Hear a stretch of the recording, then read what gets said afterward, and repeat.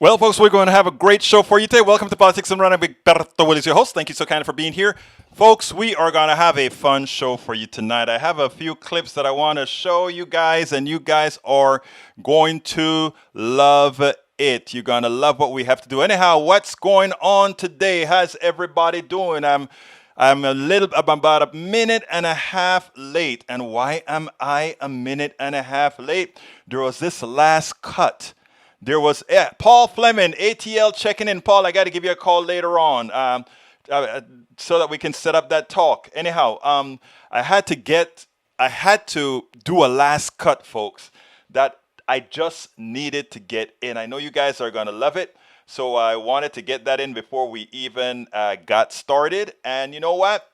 About 2 minutes before it was time, about 2 minutes before, I'm watching that meter goes off where it's saying almost done processing. And I'm like, please, I need to reboot this stuff. So please hurry and process, because if I don't get this process, I won't be able to show you guys what I really need to show you. Anyhow, what is the show going to be about today? You ready for me to tell you? Okay, I'm going to tell you right now. Let's see. Let me make sure I got all my screens together before I change screens on you. Title of the show today is Election 2020 is clear now. It is 100% clear now. It is for the Democrats to take. But that 100% comes with a caveat. If they vote. Democrats and progressives must transform their irrational election 2020 fear into a resolve to get the job done through voting and ensuring everyone vote. America must seek atonement with the right choice in election 2020. No more excuses. No vamos a tener más excusas. No more excuses. Kenesha Parkinson, hey, my friend, I've been following those conversations. I'm glad you've been following the conversations. You add to the conversations right here, my friends. And anybody wants to call in, you can call in as well. You know what? Let me put the call in number on the screen right now. And then I kind of play with putting it there and taking it off to put the website. But anyhow, that's the number that you have to call in. Tank 28. Yes, I actually heard some of his snippets off of Rush Limbaugh. But anyhow, I'm telling you what the show is about today, then we'll go there. Anyhow, America must seek atonement with the right choice in election 2020. We have done a disservice to the world by giving them Donald Trump. Curtis Jacobs, my brother-in-law, how you doing, my brother? Anyway, we have done a disservice to the world, not only to America. A lot of what's occurring in the world today, we are responsible for with our actions. So let's atone. Let's ask for forgiveness for throwing this on. For the 214 or 215,000 dead Americans, let's ask for atonement. It didn't have to be that way, but our choice or lack thereof is responsible for giving us a tyrant, a fascist, someone who cares nothing about humanity. And I know some people who voted for him to this day, they still feel that sense of yearning, that there is something that we should have done. I mean, there's something that progressives should have done to let them know we are all family. But instead, many who felt rejected, I know a lot of the caveats is, well, a lot of those guys who voted for Trump are racist. But a lot of guys who voted, or a lot of folks who voted for Clinton as well are racist. We're all one big family of racist, non-racist, homophobes. All that kind of stuff is what creates America. But everybody, as they grow, as they become, right? You still have to make the right choice that's going to affect everybody. And we didn't. And that choice that we made also created hell around the world. Just because, again, the power of America extended. If you have the power of a tyrant, and that tyrant is American, and that tyrant American is the president, that is what gets reflected on the outside. And that is something that we have got to mitigate in 2020. Period. Punto y final. Okay, brothers and sisters. So what are the topics? No kidding, reporters must use hazmat suits to interview Trump. Pete Buttigieg uses Fox News questions to destroy Trump, leaving hosts speechless. Biden polls looking great, but only if we vote like we polled. Trump now targeting solely his base. A spray tan drugged up pitchman for Regeneron. Trump can't win. And Katie Tur shocked after interviews with consumers of the right-wing media echo chamber. So those are the kinds of things we're going to talk about today. So while I queue up the first one, let's go ahead and talk about no kidding. No kidding. Check this out. Here's a funny thing, right? We talk about the president. Oh, he wants to get back to work, and and getting back to work also mean having FaceTime, mean having to talk to journalists and make sure that they can get his message out. There was a little piece that was done on the last, not the last word, but the 11th hour. And when I saw that, I had to do a rewind real quick and say, wait, really? This is so damn funny. I want you guys to check this out because you won't believe you won't believe what I am going to put here, because it's like, wow, only in America. Only in America. Check this out. The president himself is trying to return to work as normal. As Bloomberg reported, as we reported today, he was lobbying to get down to the Oval Office. His aides tried to see if that was feasible to do it safely. They eventually nixed that. He was pushing for a live address to the nation that has been postponed or nixed. And he's advocating to get out on the campaign trail. So you have different people handling it in different ways. The president himself, again, trying to pretend it away. And the last thing I will say is, for those people who do interact with the president, a private memo went out to senior staff. And if you're going to meet with him, they have something called an isolation cart. And before you go, you have to don basically what puts you in a full hazmat suit: a yellow gown, protective eyewear, gloves, and goggles. We imagine that if you are going to be president, you have to wear a hazmat suit. That's what they're protecting their reporters.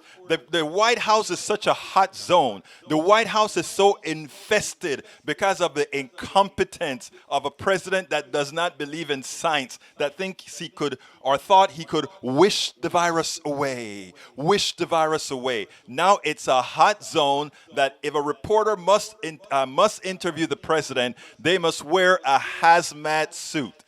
Think about that, people. How embarrassing is it that this is where America is? How embarrassing could it get? We spend a lot of time deconstructing the news, trying to parse it into a form. Now, how embarrassing could that be? Please tell me how. Michael Rudnin says, Trump is still contagious, yet Trump's still going around infecting everyone. Yeah, he went to the Oval Office today. He went to the Oval Office. So when you talk about, Trump is still infecting people, the man is still infecting people. And you know what? What can we do about it? There's a lot we can do about it. And that is vote him out. Vote him out. So that's the word. Everybody should be singing that right now. Vote him out. He does not belong in the White House. Anyhow, so after that, right, I kept on, I was doing my blogging and stuff last night, and I kind of jumped on to the Daily Kos, and I saw a tweet that I couldn't believe, so I kind of read it out, and then I said, oh, wow. So that is really happening. Just before the debate, Fox News had the nerve to ask Pete Buttigieg to go ahead and tell them about the debate. And they probably got Pete on because Pete is from Indiana, and not only is Pete from Indiana, but we know that Indiana is not quite it's not. Democrats in Indiana are not like Democrats from, let's say, California or New York or New Jersey or even Texas cities like Austin, Houston, Dallas. They're a different kind of Democrat, So they got Pete Buttigieg to go on Fox News twice. It wasn't enough for them that he cornered them the first time around. But you know what he did to them? He did to them exactly what Fox News, or rather, what right-wing politicians always come on to, let's say, MSNBC or CNN to do. And that is to talk with a particular tonality and talk with a particular spacing within words that doesn't allow you in, so that you can then get your point across. So in these, you actually see the host trying and trying to get in, and not able to get in, but at the same time, Pete's able to do what he needed to do. So check this out. I think Fox News is going to think twice before it puts Pete Buttigieg back on their show. Check this out, and then we'll take it on the other side. I don't know why the president's afraid to participate in a debate. You know, all of us have had to get used to virtual formats, right? I mean, parents are having to deal with e-learning, which in some cases, is not what we're used to. Well, it's always not what we're used to. I mean, we're having to take meetings over Zoom. It's not something I think most of us enjoy, but it's a safety measure. And I think part of why the U.S. is falling behind, is badly behind the rest of the developed world on dealing with the pandemic is because every time there's been a choice between doing something in a way that's more safe or less safe, this president seems to push for less safe. I think it's also probably a reflection of the weakness of his campaign. When you see campaigns getting the kind of bad news that he's been getting through this month, a lot of times you'll see these kinds of increased arguments over rules, withdrawing from opportunities, a little bit of flailing there, and it's too bad because I think the more the American people can hear two candidates side by side, even if it's virtual, the better. Of course, the only reason we're here in the first place is that the president of the United States is still contagious, as far as we know, with a deadly disease, which reflects the overall problem. And I don't know why you would want to be in a room with other people if you were contagious with a deadly disease and you care about other people. But maybe the president doesn't care about other people. Well, when you run for president, you have a record on all of these issues. And then we've seen that record and her stance on them changing over time. So there's no doubt she's going to be asked about that tonight. Can you give us some insight into what she might say to justify why she was for Medicare for all then and is not for it now, for example?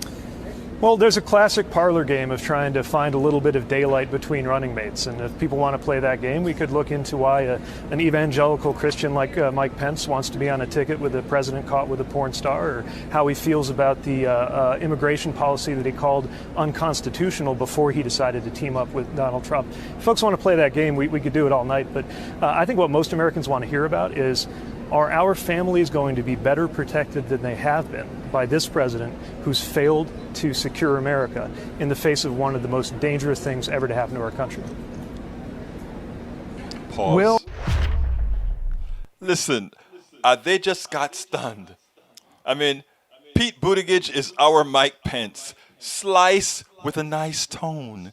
Cut one up with a nice tone. But I'm so civil in the way I am destroying you with the truth. I mean, he'll likely not get invited again over to Fox News because he was too good, he was too effective in pointing out, oh, you want to decide whether we are going to flip because of our running mate? Oh, a porn star teamed up with an evangelical. Doesn't that say something? Oh, and why would a president want to go into a room when he has a contagious, deadly disease that could kill people he claimed to care about? Oh, it means he does not care about the people. Pete Buttigieg, A+, brother. I mean, that was to die for. When I saw the clip, for me, it was like, oh, that is how you do it, people. That is how you get on TV and do it. Hey, Garcia, somebody named it didn't. Apparently it held up your message, Garcia, which means it didn't get promoted for everybody to see it on the different platforms. But I want to address your message later on, Garcia. You said, Garcia, where is your note? I really want to tackle what you said, Garcia, because these are the things that we can't just let out there in the ethos. So I'm going to look for your message and see. It looks like it got scrolled off. I'm sorry about that. It got scrolled off. Otherwise, if you go ahead and put it again, we'll take a look at it, Garcia. Bruce Pollard says, don't forget Mars is in conjunction. Come on, Bruce. Come on. Anyhow, let me do my first initial welcome to my peeps. Welcome, Bruce Pollard. Welcome, Tank 28, my resident, what is it? My resident right winger that continues to push a flailing, what's the word is, Trump. Michael Rudnin, my brother, how you doing? I hope you, Michael, you didn't tell us how you're feeling. Did you get to the doctor or not? Let us know. Cindy Nevers McNamara, welcome aboard. And let's see who else is here. Daniel Ledo. Nope, the press just loves fear. Joel Andre Bissonet, welcome aboard. Curtis, I think I saluted you, my brother-in-law. Welcome aboard. Paul Fleming and Nishi Parkinson. All of you guys, welcome. And of course, Tank 28 replied to me by saying, winning. Okay, Tank 28. If you win, Tank 28, scroll up to the first post. Okay, let me go to the first post because I need to make sure my man is doing fine. All right, let's see. Your first post says, Michael Renner says, Biden Trump polls, Biden nearly 10 points ahead, aggregate landslide. Democrats, I don't see where you posted any. Oh, you know what, Rudnin, I started the product late. So that's probably the reason why I didn't see your post. So if you could post it again, just so that the people on the other platforms can see how you are doing, Michael. We want people to, there you go. Still feeling under the weather? COVID test negative? Great. Waiting on other results. Antibiotics are kicking in. Doctor thinks it's strep throat, has more influence. Brother, I'm not normally glad for strep throat. This time for you, brother, I am glad it's strep throat. Okay? Great. Let's continue the program. And the new topic is Biden polls looking great, but only if we vote like we were polled. Remember that, folks. Remember that. Polls continue to look terrible for Donald Trump and really good for Joe Biden. I want you to listen to this, and then let's take it on the other side. And folks, this is the backdrop of all the president's erratic behavior. It's also a potential omen for what's to come. The last 10 days have been this crazy. What's the next 25 going to be like? In poll after poll, the president is in dire straits politically, with Election Day fast approaching. Now, that is a fact, right? Now, here's the deal. I wrote this after seeing some of these new polls that are really showing Biden is starting to expand the lead, and also that a lot of Senate seats that were unthinkable, South Carolina, even we're looking at places in Iowa that we could actually pick up, ones that we didn't expect to. That is all feeling good, but what we have to remember is that will only be realized if we actually vote the way we were polled. So I wrote this earlier this morning. I said there are many more progressives, Democrats, and objective Republicans than Trump's base. My theory is about 65% versus 35%. The polls reflect this, but we must vote preferably in person, but at least by mail. Trump is panicking and his base is in a frenzy. We need a decisive win so Americans can see that we still have a viable country that will not succumb to complete indoctrination or destructive cult behavior. And I continued with the tweet, third of three. Moreover, that decisive win will bring Texas, Georgia, Florida, North Carolina, and South Carolina, and two important districts in Maine and Nebraska. We must do this. No animosity needed, no excuses. Let's just do our civic duty, and we will determine our path. So remember, it's in your hands. But if it's in your hands, it means you have to perform. vote. We spend a lot of time deconstructing the news, trying. Now, folks, I think that is self-explanatory. All we have to do is vote. If you have the winning margin 65-35, and all of the other side, which most of the other side, the side that still think Trump is viable, they are going to vote. The only reason Hillary didn't get those 70,000, 78,000 votes in 3 states were that people stayed home. Remember that. Let's remember that. Mike, TweetDeck, haven't seen that before. Yeah, that is TweetDeck, Mike Rudnin. What I do is I'm to get all my news from different sources, including international, all that good stuff. I have TweetDeck set up in different columns for that. Works like a champ. You should try it. And it used to be a product first. Now they have it online. Anyhow, here's the deal. I found Garcia's note. His name is Michael Garcia. Michael Garcia, if you're still here, just say hello so that everybody can see that you're here. Michael Garcia said the following. Joe Biden is bringing austerity. I am not anyone who would defend Trump.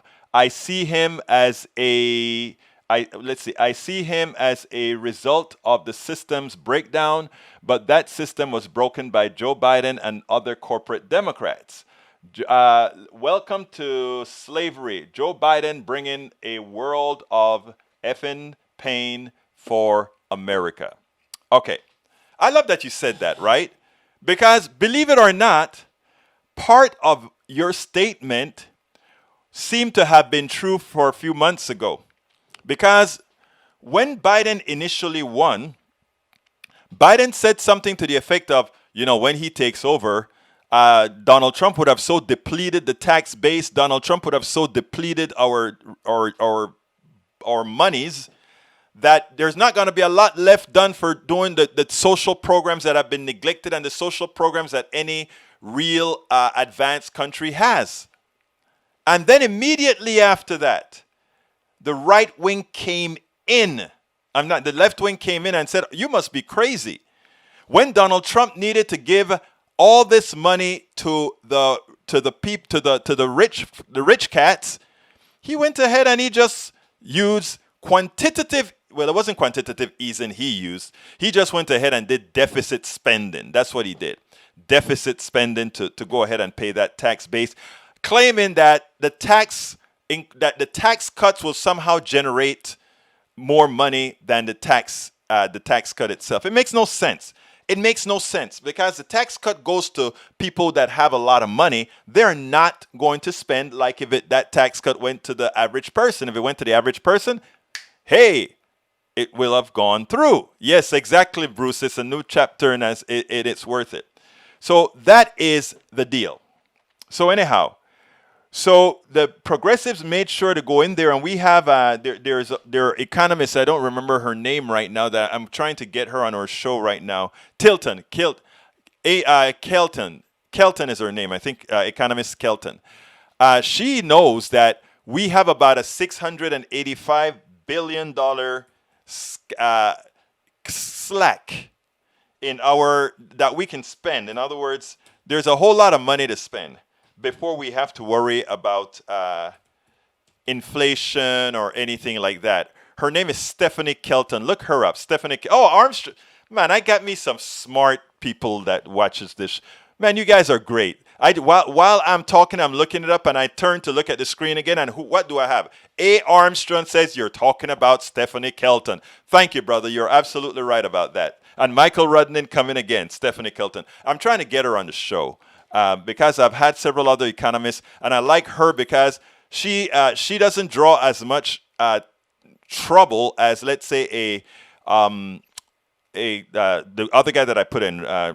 Let's see, Egberto, do you support picking the SCOTUS if Biden wins?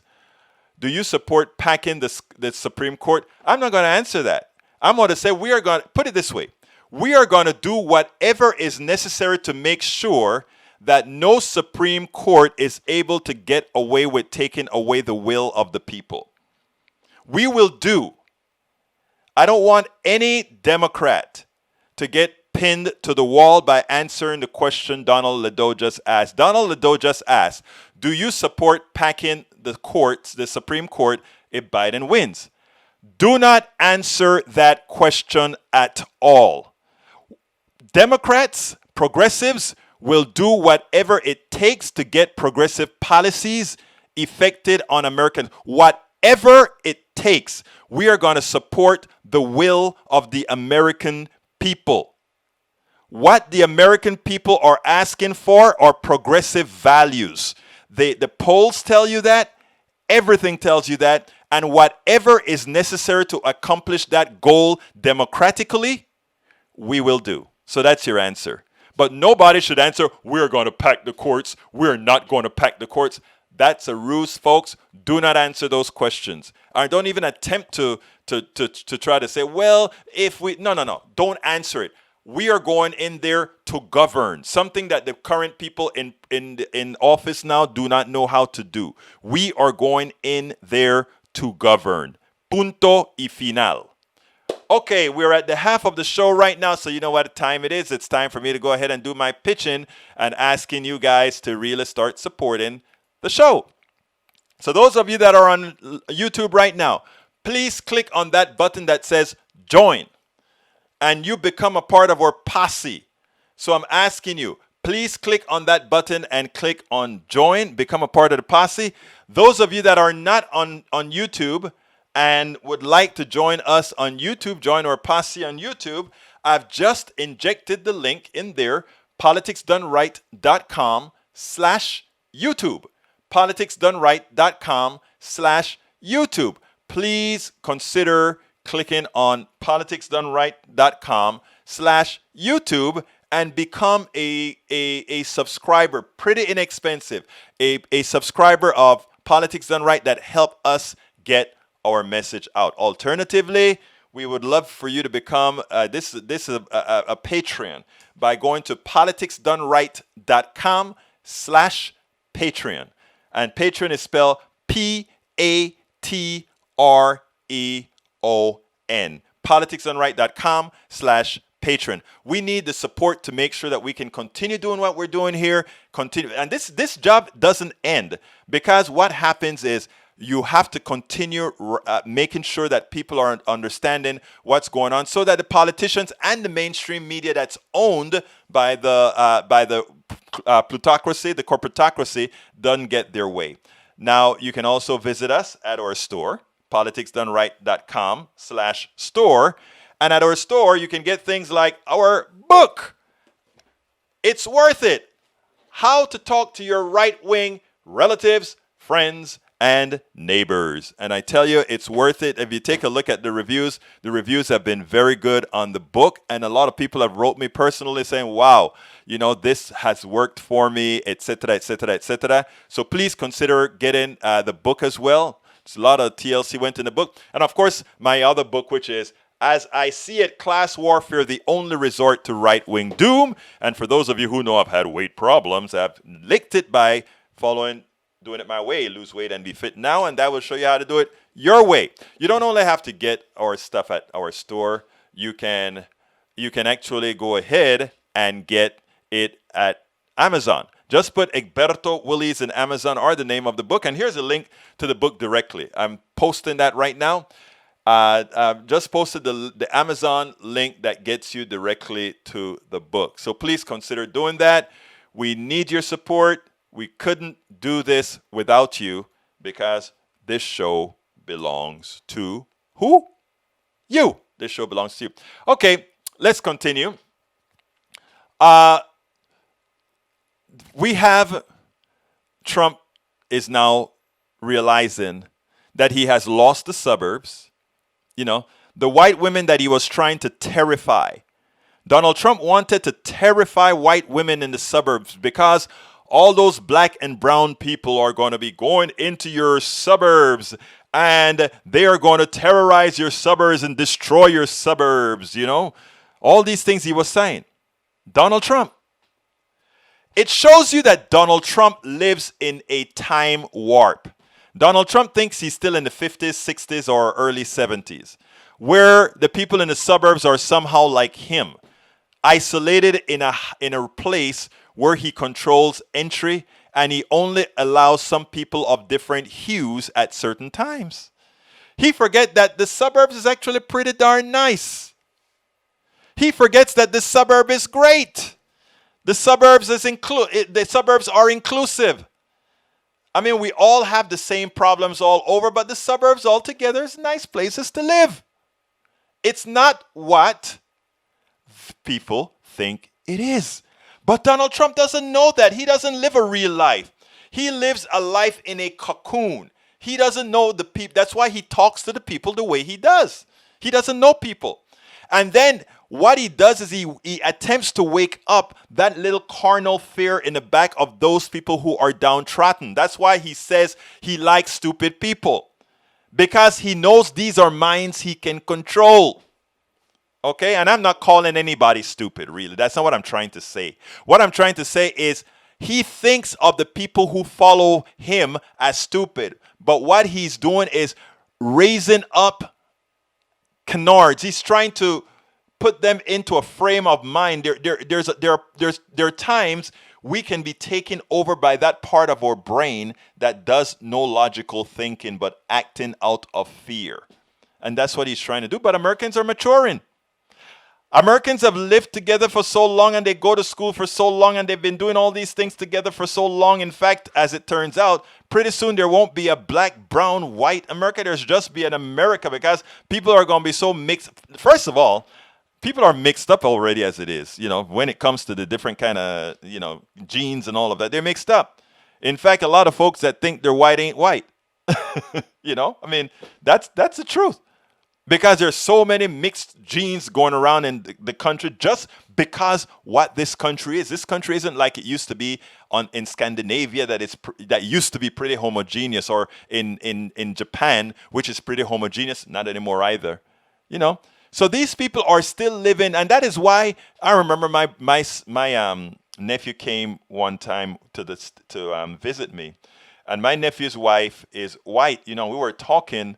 And all of us were sitting down in my office talking, and I remember him saying, Tio, he always sits down, when he'll sit down alone to me, and he sits down in the chair with me, and he says, Tio, all of this is going to be over. And by the way, Tio means uncle.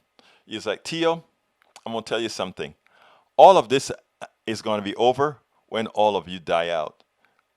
And I mean, it was like a sting, right? And I'm like, Look. I mean, yeah, that's true. But it's not me. I'm one of the good ones. I'm one of the good ones, guy. Okay? I am one of the good ones. And he looked at me and he just kind of laughed. I don't mean you, Tio. I don't mean you, Tio. But that is the truth. When there's no more Donald Trump, or people like Donald Trump, or his followers that adapted to his disease, then it's going to be all gone. Anyhow, Donald Trump is trying to wake up his base. So here is what El Señor Trump is doing. Check this out. Now, Donald Trump is not trying anymore to try to reach people. What he has to do now are two things. Get his base completely revved up and let them come out en masse. And the other thing he has to do is suppress your vote. Check this out, and then we'll take it on the other side. They were hoping in that first debate the president would be able to get on offense, and rather than constantly defending himself and start attacking Biden, start defending his record, start talking about what he was going to do in a second term. And his message, it's clear it's targeted towards his base. In these final days, he is doing multiple Fox News interviews. He's on Rush Limbaugh for 3 hours later today, as Kelly mentioned. He's eager to get back out on those rallies, all things to target his base. And the strategy there, it's no longer about trying to appeal to suburban women or minority voters or Hispanics. It is about trying to drive out as many white working class, non-college educated voters as they can from the hills of Pennsylvania and the woods of Michigan, and hope that those numbers can overwhelm all the other areas where he at this point just can't pick up ground with every action that he is taking. Now, folks, there are not enough Trumpsters. As I tweeted a few hours ago, it's probably 65-35 if all registered voters were ever to vote. And that is why I'm telling you, this thing is over from a polling standpoint. From a voting standpoint, you have to overwhelm the polls. You have to overwhelm with your vote, because what you have to have is such a mass coming out to vote that it doesn't matter that he gets 100% of his people out. It simply means he cannot win. He cannot win. That is on Americans to atone for what we've done in 2016. So our voting in 2020 should look nothing like 2016. It should be something we have never seen before. And if the early voting is any indication, that is where we're heading. So there's absolutely nothing Donald Trump can do, not even with the voter suppression that may take 2 or 3%. Not even that would be enough to overcome the tsunami that would hit if we do our part. Vote. If we do our part, and that is to vote, to vote, to vote. And you know what?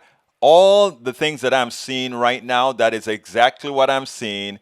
People are going out there and they're voting. And the good thing about it is that the areas where we're seeing this heavy vote is such a great thing in what we're seeing. Okay, let me pause here and welcome a few more people. Welcome Daniel Ledo, the duck that quacks. Welcome aboard, the duck that quacks. Norman Reynolds, mi hermano, ¿cómo estás, my brother? I haven't seen you sending me any Spanish things lately, Norman. You must be kind of burnt out temporarily. Paul Fleming, I think I spoke to you before. Let's see who else that went unmentioned. Laura Cornell. Welcome, Laura Cornell. How are you doing today? Who else do we have here that went so far unmentioned? A. Armstrong, who actually helped me out with Elizabeth with Stephanie Kelton. Thank you, my brother. Like I said, I have the best viewers on the right and on the left, because they keep you on your toes, right? And that's a good thing. I love a challenge. The best thing in life. Tank 28, I think I called you out. The best thing in life and what makes life worth living is always having a challenge. Eleanor Schmidt, welcome. Schmidt has been one of my favorite last names right now, because Steve Schmidt have been giving us some real good pieces on Donald Trump recently. And when I say good pieces, I mean good pieces. Cindy, I think I called you out.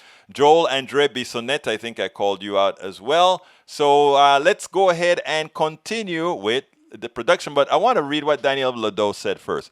Paul, come on, man.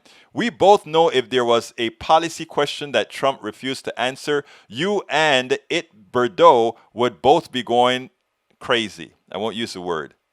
Right, Tim White. Welcome aboard, Tim White. Vote. Daniel, that statement that you made, probably, I don't know if you don't understand or not. We've asked for Trump's tax returns. No tax returns. We've asked about Trump's negative test for coronavirus. No results on negative tests. Trump never answers the questions, ever. And he gets away with it. So I am saying, I don't want any Democrats out there to answer any got you questions, because Trump doesn't answer any of them, and eventually the media just moves on. Or if he lies on an answer, the media does not come back and say, you're lying, now give us the right answer. We know that that's a lie. The media doesn't do it. So therefore, I am telling Democrats, that is what you must do. Answer no question you have no desire of answering, and don't let anybody pin you into a corner by saying, even the progressive reporters, oh, he didn't answer the question, he's going to have to come up with a better answer than that. No, you don't. The only person that you need to talk to is to the people. If the people ask you a question, if a person wants to ask you a question that you don't want to answer to a reporter, say, hey, particular person that I'm representing, drop me an email. I'll send you an answer. But you don't owe anything to people who have been derelict in their duties. You owe nothing to them. So thank you. You know what fascists do? Refuse to answer questions and offer up some claptrap as to why it is best for the people. Sound familiar? Yeah, it sounds like Trump. You're right, Ledo. So you just called Trump a fascist. So thank you very much. You made our point. Thank you. You always make my point. Because, like I tell you, we actually think more together than you might even think we do. But thank you for calling Trump a fascist, brother. Okay, let's go ahead and go to the funny part of the show. I just thought this was funny. When I saw it, I had to do a double take. Check this out, and then we'll take it on the other side. This is some fun here. You remember Pluff? That was, I think, Barack Obama's campaign manager or something like that. He had something quite funny to say about Donald Trump and how what he has to do to win back the vote. This is funny. Check this out, and then we'll take it on the other side. When you bomb your first debate, as George W. Bush did in 2004 and as we did in 2012, you want to have another debate to recover your footing and to gain back ground that you lost. So Donald Trump's got a debate. If he doesn't, he's waving a white flag, because what he needs to do in this race, I don't think he can do it, but win all the undecideds, pull soft voters away from Biden, win the turnout war. He's not going to do it by doing videos on the South Lawn where he's a spray tan, drugged up pitchman for Regeneron. He's not going to do it by doing videos on the South Lawn where he's a spray tan, drugged up pitchman for Regeneron or through Twitter. He's got to do debates so he can reach people. And of course, he's got to change his routine, because if he brings that to Zoom, much less a town hall, it's going to be a disaster. Now, how do you possibly follow that? You can't be a spray-tanned, drugged-up pitchman for Regeneron. Oh, wow. That's it. That is the phrase of the day. La frase del día. Man, I tell you, that is interesting. Anyhow, now this is going to be the last video that I'm going to show you now. And this one is an important video, because this one actually, believe it or not, ties into something that I talk about in my book. This is an important piece by Katie Tur. I did some cuts on it to kind of make it quicker, to do, to kind of cut some pieces out, etc. Check it out, and we'll take it on the other side. Listen to these little clips that I've made from a report by Katie Tur. It's important. Let's take it on the other side. We are living in an extraordinary moment. We're 25 days from the election. 211,000 Americans are dead. The president of the United States has been infected, along with dozens of his White House staffers. Infections are spreading throughout the country again, and millions of Americans are worried about voting in person. The time for truth has never been more critical. We have a saying in this country that no matter what, the truth will win out. But given all of the unreliable and sometimes nefarious sources of information out there, I'm wondering, in this unprecedented moment, if that saying is wrong. Sir, do you want to talk about the election? At a grocery store parking lot in Staten Island, I went looking for the kind of information you don't get from polls. You sure you want to hear what I got to say? I do want to hear what you got to say. A sense of not only what voters believe, but why. How important is the election? Very important. Why? Because we can't have Biden. You sure you want me to say this on camera? Yeah, go ahead. Why do you say everything? We can't have Biden as president. Of course it's important. I'm an American. I'm free. And I want to stay free. Believe me, there's no way I'd vote for Biden. There was a pretty clear consensus in this Republican pocket of liberal New York City, where 57% of the 2016 vote went for Donald Trump. But it went beyond the belief that Trump was the better candidate. Voters here told me that Joe Biden wasn't really a candidate at all. Oh, he's a puppet. He's a puppet. He's their little puppet. He's just a puppet. The belief was widely held, but it wasn't rooted in evidence. Who's controlling him? I think the Clintons. AOC and all of them. Nancy Pelosi. The voters I spoke with were committed to their version of events, even when that version departed from the public record. This country is in a big mess because if the Democrats get in, God knows their supporters, most of the people supporting them are looting and burning down businesses.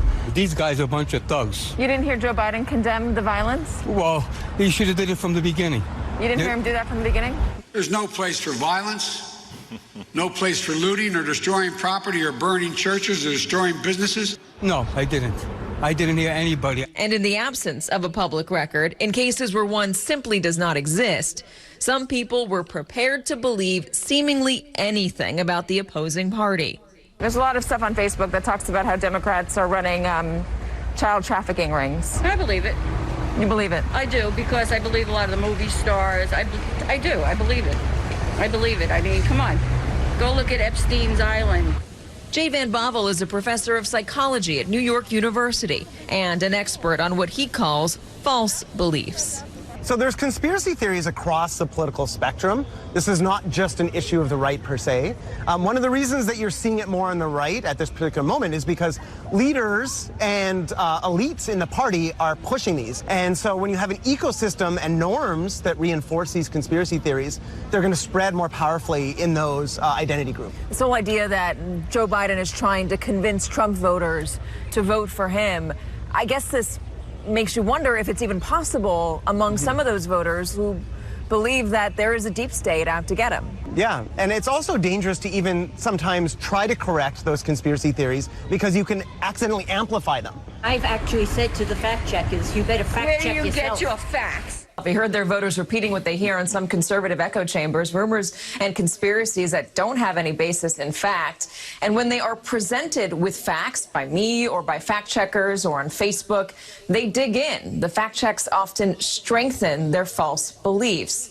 And this is really concerning among election officials I've spoken with and national security sources. They just don't know what will happen if Trump claims the election is rigged and how his supporters who only believe him or his friendly media outlets will react.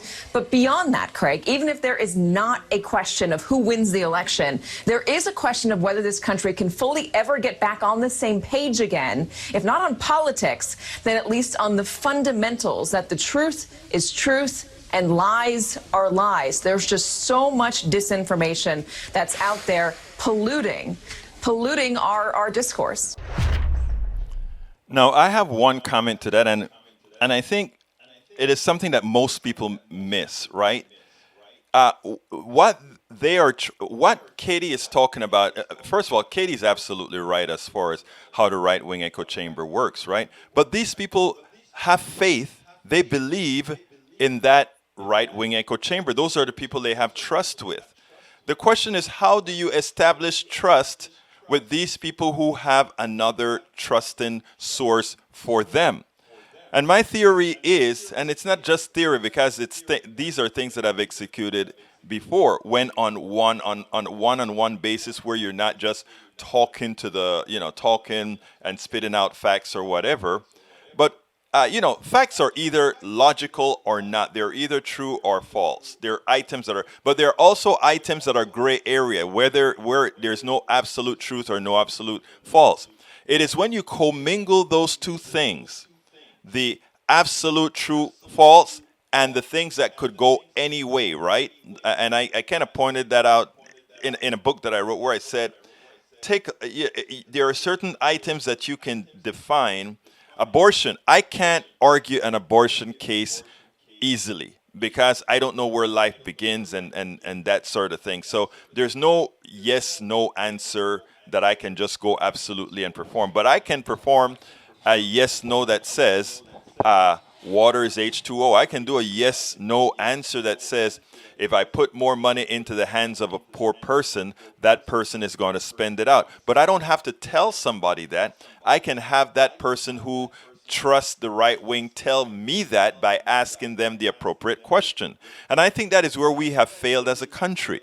I think we have failed as a country, the media as a country, because we want to just tell people how things are as opposed to having a conversation and have them logically come out with these results. So when I preach about facts or whatever, one of the next points that I'm getting is, please tell me how you would differ on these particular items. So I have a lot more faith that if we do things differently, we as a people can make a change more so than not. The majority, not necessarily all, but yes, in fact, the majority.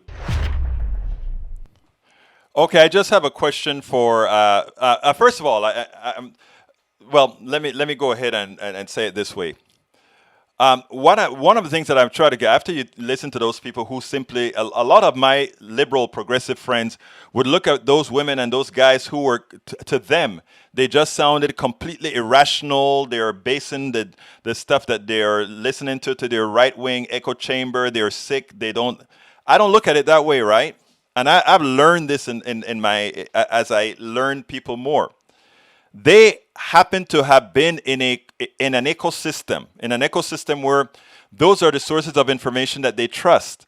And because they are in that echo chamber, the only way that you're going to get to them first is twofold, right? First, for you to get them to like you. That's number one.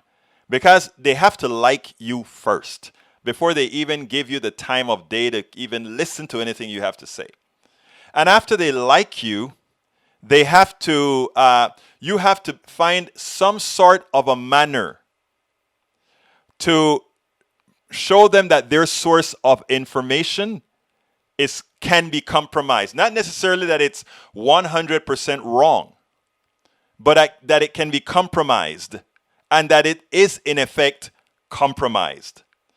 And after you've gotten there and you can come on to areas where they see that it's compromised, then you can start having a dialogue. That is some of the stuff that I've done with, let's say, folks that I've sat down in my coffee shop where I used to be resident of all of the times.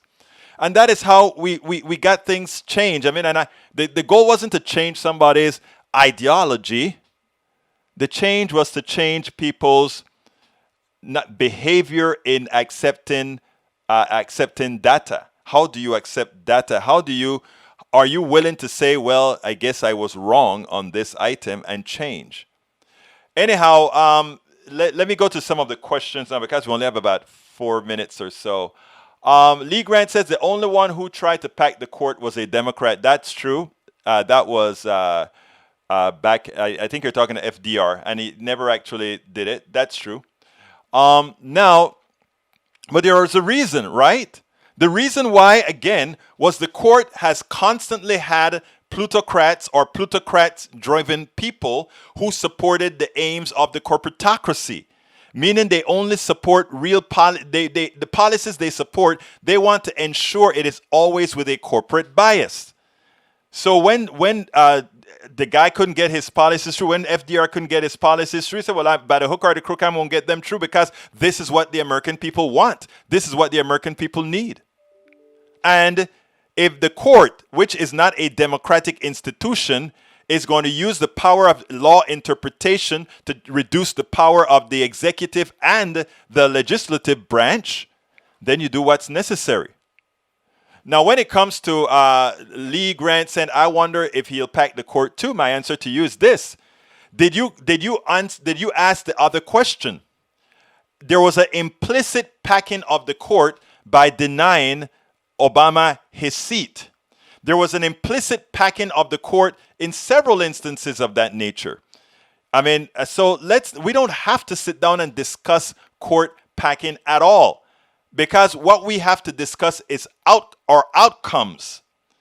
If the current court that is seated when Democrats take control of the Senate and Congress behave as they are intended to behave, which means for the good of the people, I don't see a problem.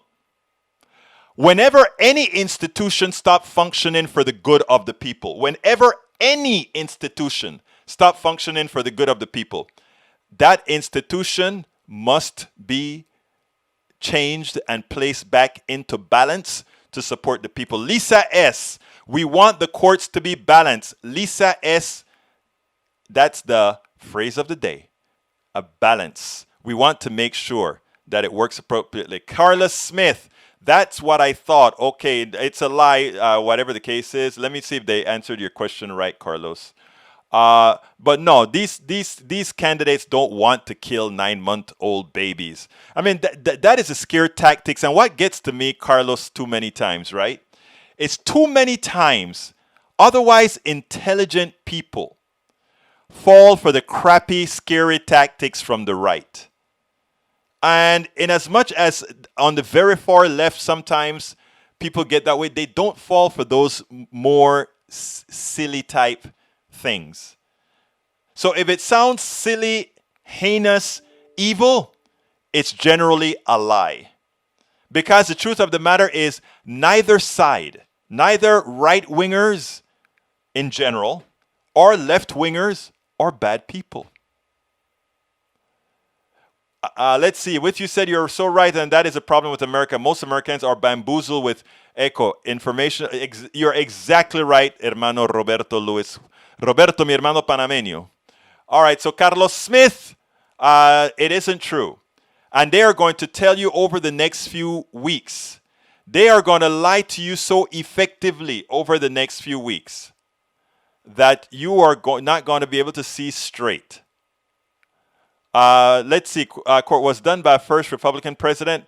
I think you mean George Washington appointed the first. Tell me if that was a joke or is that real, Norman? I'm not sure if you're being real or not. I'm not sure if you're being real. Was FDR a socialist? No, FDR cared about the people, and FDR was a rich man. FDR was a in the top 0.1%, guys. You know, but you know, having money doesn't mean you don't have a heart. Being rich doesn't mean you don't have a heart. The problem is we have too many wealthy people that don't have hearts. They've now started to worship capital. From the evangelical Christian leaders to the Republicans to the establishment Democrats. The mighty corporate dollar is what they all worship. And the only savior to that are progressives and rank and file Democrats. And by the way, progressives don't notice I always separate progressives and Democrats because you do have progressive Republicans. And progressive Republicans are my brothers too. We have a different philosophical difference, but they are also my brothers and sisters. Remember that. Remember that. Anyhow, folks, please go get the book. It's worth it. How to talk to your right-wing relatives, friends, and neighbors. And here is the link. So please go ahead, my brothers and my sisters. Please go get the book. Please, if you're on YouTube, please join our family. Hit that join button. Become a supporting member of this channel. There's a lot to do. Right now, we're cooped up and I'm going to make a video. And this is the next thing that I'm going to do for the members on YouTube. I'm going to make a video coming into the office to show you what this setup and to show you how I get all those videos done, how I do the research and all that kind of stuff. And I'm going to make this special from me to you guys on YouTube who support us on YouTube. So please go ahead and click that join button on YouTube. And if you're not on YouTube but would like to become a member on YouTube, I am putting that link in here, which says politicsdoneright.com/YouTube. politicsdoneright.com/YouTube. Click on that baby and we'll get busy. Now, please also consider becoming a patron. So here we go, or supporting us on PayPal. And here we go right here. Folks, love you all. I'm thankful that you guys spend this time with me, that you really didn't have to. You have choices. The fact that you are here leaves me honored. I promise you the work that I do is only to move things forward, only positive, only out of what I believe, many of us believe, progressives believe, is what Americans are yearning for, what Americans are asking for. So thank you so kindly for being here. Please become a member however you can. Keep us flying. Keep us making a difference. My name is Egberto Willies. This is Politics Done Right. And this is how I end this baby. I am what? Out! We spend a lot of time deconstructing the news, trying to parse it into a form that everybody can understand. We try to find those little nitpicks where it flies above the fray, etc. If you really like these videos that we do, I want to ask a big favor. Please go ahead, number 1, subscribe to our channel, and number 2, please join if you can. Thank you so kindly for watching. Keep watching. Please remember to share. We must populate the entire internet with our progressive message, a message that we know is what most Americans say that they want. So help us, please join.